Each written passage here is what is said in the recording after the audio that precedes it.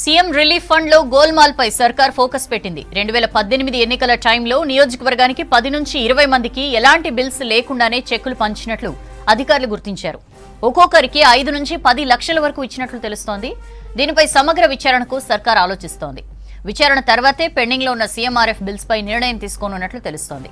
ఎలాంటి బిల్స్ లేకుండా ఎంతమందికి ఇచ్చారు, ఎవరెవరి ప్రమేయం ఉందన్న విషయాలపై ఆరా తీస్తోంది సర్కార్. రాష్ట్ర వ్యాప్తంగా 150 కోట్ల వరకు సీఎం రిలీఫ్ ఫండ్ గోల్మాల్ జరిగినట్లు తెలుస్తోంది. సీఎం రిలీఫ్ ఫండ్ లో గోల్మాల్ పై సర్కార్ ఫోకస్ పెట్టింది. 2018 ఎన్నికల టైంలో నియోజకవర్గానికి 10 నుంచి 20 మందికి ఎలాంటి బిల్స్ లేకుండానే చెక్కులు పంచినట్లు అధికారులు గుర్తించారు. ఒక్కొక్కరికి 5 నుంచి 10 లక్షల వరకు ఇచ్చినట్లు తెలుస్తోంది. దీనిపై సమగ్ర విచారణకు సర్కార్ ఆలోచిస్తోంది. విచారణ తర్వాతే పెండింగ్ లో ఉన్న సీఎంఆర్ఎఫ్ బిల్స్ పై నిర్ణయం తీసుకోనున్నట్లు తెలుస్తోంది.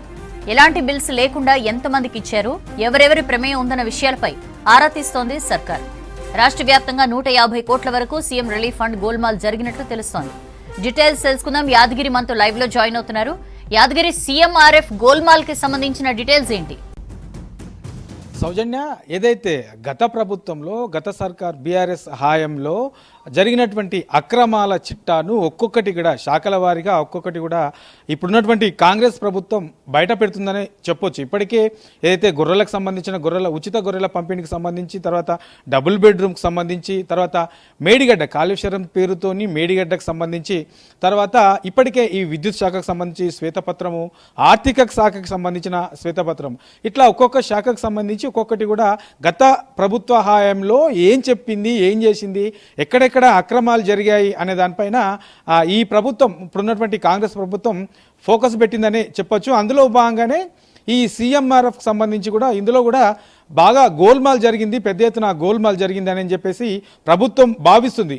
అందులో భాగంగానే అంటే 2018 ఎలక్షన్ అప్పటి నుంచి ఆ మధ్యకాలంలోనే ఒక్కొక్క నియోజకవర్గానికి 10 నుంచి 20 మంది వరకు ఏదైతే ఈ కార్యకర్తలు ఉంటారో, బీఆర్ఎస్కి సంబంధించినటువంటి కార్యకర్తలు లేదంటే ఆ ఏరియాలో ఉండే లీడర్లకు ఒక్కొక్క నియోజకవర్గానికి 10 నుంచి 20 మందికి ఎలాంటి బిల్స్ లేకుండానే ఒక్కొక్కరికి 5 లక్షల నుంచి 10 లక్షల వరకు ఈ సీఎంఆర్ఎఫ్ పేరుతోని వాళ్ళకు బిల్స్ ఇచ్చినట్లు ఇప్పుడున్నటువంటి కాంగ్రెస్ ప్రభుత్వం భావిస్తుంది. ఎందుకంటే ఇప్పటికే ఈ సీఎంఆర్ఎఫ్ అంటేనే చాలామంది కూడా పేద ప్రజలు ఎవరైతే ఉంటారో వాళ్ళందరూ కూడా ఎంతో కొంత ప్రభుత్వ ఖర్చు, ప్రైవేటు హాస్పిటల్లోకి పోలేని వాళ్ళు, ప్రైవేట్ హాస్పిటల్లో ఎక్కువగా ఖర్చు పెట్టుకున్న వాళ్ళు ఎంతో కొంత ప్రభుత్వం ఇచ్చే ఈ సీఎంఆర్ఎఫ్ కింద ఇచ్చే ఈ అమౌంట్ ఎంతో కొంత ఆసరవుతుందని చెప్పేసి భావిస్తారు. దాన్ని కూడా 1.25 లక్ష నిబంధనలు పెడతారు. తర్వాత తప్పనిసరిగా ఎమ్మెల్యే లెటర్ ఉండాల్సిందే. ఆ తర్వాత ఏదైతే గుర్తించినటువంటి ప్రభుత్వం గుర్తించినటువంటి హాస్పిటల్స్ ఉంటాయో ఆ హాస్పిటల్లోనే ట్రీట్మెంట్ తీసుకొని ఉండాలి. ఏదైతే కొన్ని హాస్పిటల్స్ ప్రభుత్వం బ్లాక్ చేసి పెడుతుందో అలాంటి హాస్పిటల్లో కనుక ట్రీట్మెంట్ చేసుకుంటే అలాంటి దానికి సీఎంఆర్ఎఫ్ వర్తించదు. ఇట్లా 1.25 లక్ష నిబంధనలు పెట్టారో చాలామంది కూడా తెలియదు. అంటే పేద ప్రజలకు చాలామందికి ఏ హాస్పిటల్లో సీఎంఆర్ఎఫ్ వర్తిస్తుంది, ఏ దేంట్లో వర్తిస్తుందో చాలామందికి తెలియదు. అలాంటి వాళ్ళు కూడా అప్లై చేసుకొని ఆ బ్లాక్ లిస్ట్లో ఉందంటే చాలామంది కూడా నిరాశతో వెనుదిరిగిన వాళ్ళు చాలామంది ఉంటారు.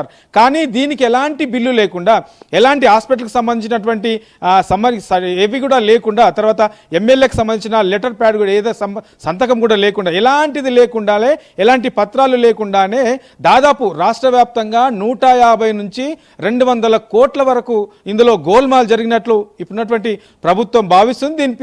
దీనిపైన పూర్తి స్థాయిలో విచారణ చేయాలని చెప్పేసి ఆలోచిస్తుంది. ఆ తర్వాతనే ఇప్పుడున్నటువంటి ఏదైతే పెండింగ్లో 120 కోట్లు సీఎంఆర్ఎఫ్ కింద ఇవ్వాల్సి ఉన్నాయో వీటన్నిటిని కూడా దీనిపైన పూర్తి స్థాయిలో విచారణ చేసిన తర్వాతనే దీనిపైన ఒక స్పష్టత ఇచ్చే అవకాశం అయితే కనబడతా ఉన్నది. సౌజన్య.